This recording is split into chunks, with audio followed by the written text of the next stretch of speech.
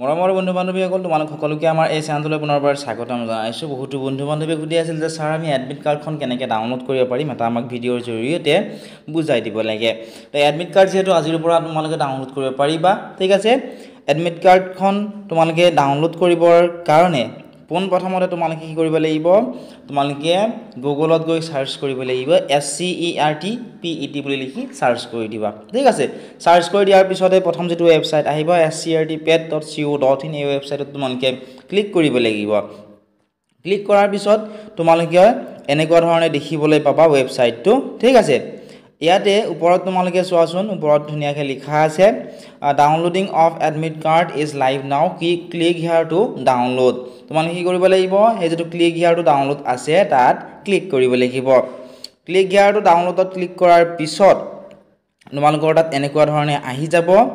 ইয়াতে কি আহিব, লগইন বুলি আহিব, ঠিক আছে। লগইনত তোমালোকে ক্লিক কৰি দিবা।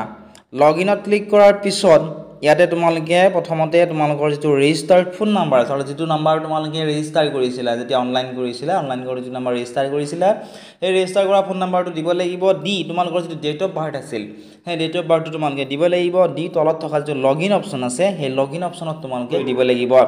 ক্লিক কৰি দিয়াৰ পিছতে তোমালোকে সেই যিখন এডমিট কাৰ্ড আছে এডমিট কাৰ্ডখন ডাউনলোড কৰিবলৈ পাৰিবা। আৰু বহুতো বান্ধৱীয়ে মই জানো ইয়াৰ ৰিলেটেড তোমালোকৰ বহুতো প্ৰবলেম হ'ব, ঠিক আছে। প্ৰবলেম হ'লে তোমালোকৰ বাবে হেল্পলাইন হেল্প ডেস্কৰ নাম্বাৰ দি থোৱা আছে। ইয়াত মই তোমালোকৰ নাম্বাৰটো শ্ব' কৰাব নোৱাৰোঁ, যদিহে লাইক কমেণ্ট কৰিবা। হেল্পলাইন নাম্বাৰটো তোমালোকে লগত ৰাখি থবা। যিকোনো তোমালোকৰ প্ৰবলেম হ'লে সেই হেল্পলাইন নাম্বাৰত যদি সোধা তোমালোকে সকলোখিনি ডিটেইলছ বা সকলোখিনি তোমালোকে পাই যাবা, ঠিক আছে।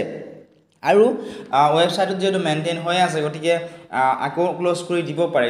যদি ক্লোজ কৰিছে তোমালোকে কমেন্ট কৰিবা অথবা তোমালোকে অলপমান ওয়েট কৰিবা, ঠিক আছে। আৰু যদি তোমালোক ডাউনলোড কৰি দিব লাগে তোমালোকে কমেন্ট কৰিবা, কমেন্ট সেকশনত মই এটা লিংক দিম।